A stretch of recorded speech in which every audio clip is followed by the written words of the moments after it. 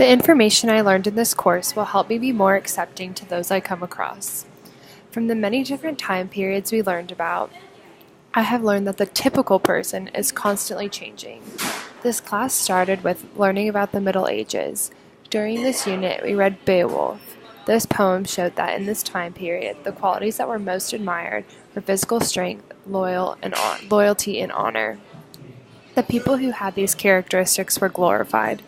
Next, we learned about the 16th century.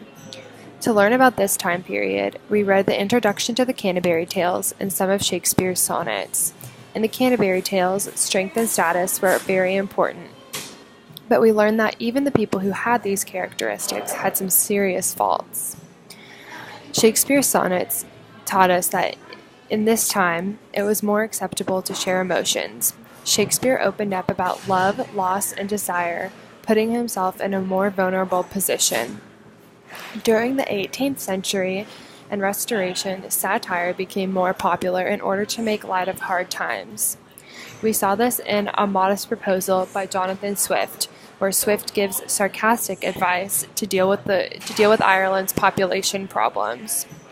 The final significant change in the typical person was T.S. Eliot's poem, The Love Song of J. Alfred Prufrock. This poem was delivered through a man who doubted his worth and showed his vulnerability through his lack of confidence. During this course, I have noticed that throughout time, it has become more and more acceptable to show weakness. We can now be ourselves and not hide what we are feeling.